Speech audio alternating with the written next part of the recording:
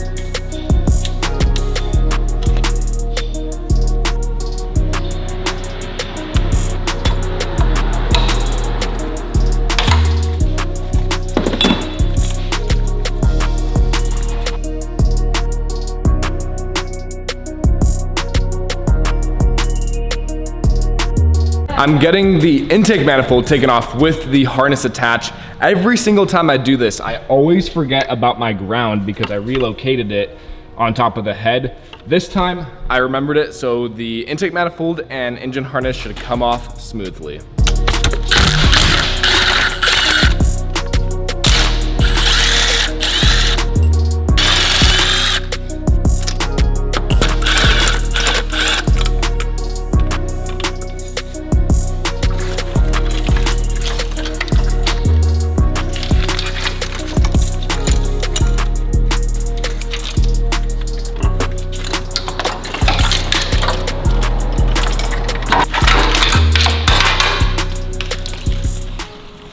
Bring your dog to work day. I brought my dog to enjoy the nice sunshine.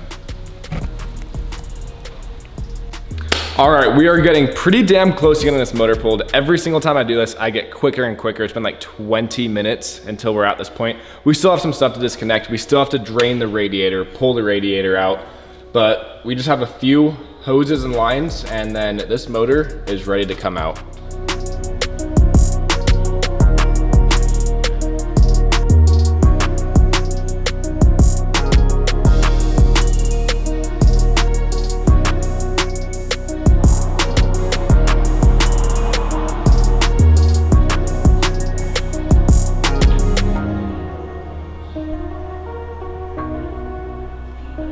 So I'm getting to the point to drain the coolant, and of course, all my buckets are full of oil. So I have an empty E85 barrel. I think I'm going to use this as my old oil collector when I don't want to go to the store. So I'm gonna try to pour this in here, and I feel like there's like a 9 out of 10 chance this goes horribly wrong. So we'll see. Fuck. Shit.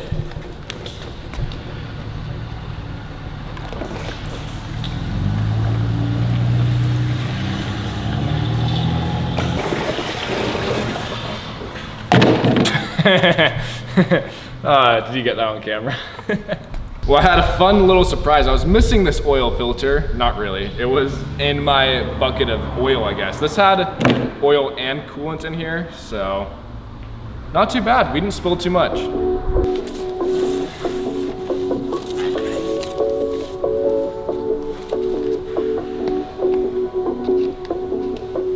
My new method I find a million times easier when draining coolant, because if you use the drain bolt, it takes so damn long to drain. So what I do now is I just pull the lower radiator hose and let it dump out. Sometimes, most times, it creates a mess if you don't get in the bucket right away, but it will drain your coolant so much faster.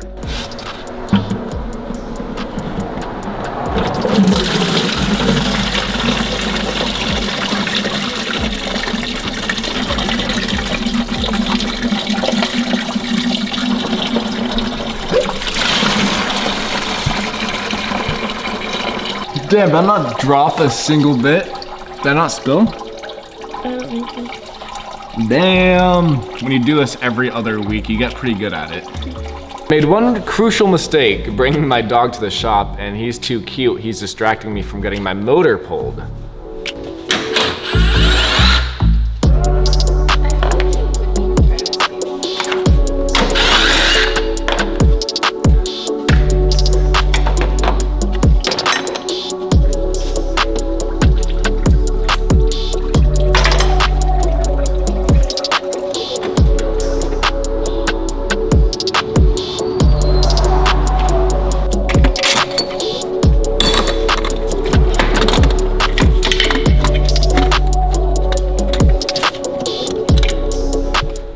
All right, we have everything disconnected to get ready to pull this motor. All we have left is the bell housing bolts. I got the heater cord disconnected, the starter removed, all the hoses, everything. All we have left is a few bell housing bolts, and this motor will be out of here. Sometimes these bell housing bolts are pretty dumb to get off, especially the lower ones where you have the studs. But since this motor was only put in a week ago, I'm hoping it all freely comes out and nothing's like stuck.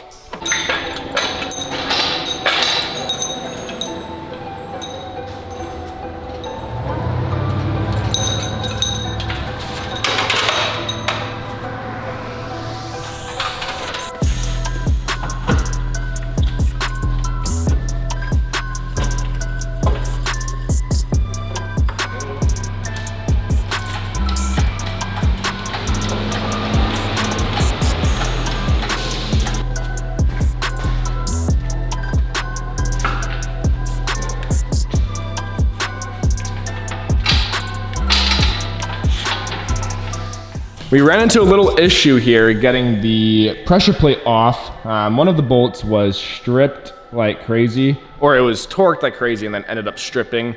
But I have a nice little fancy welder here at the shop, and we were able to weld a bolt right on, and the bolt can now come off.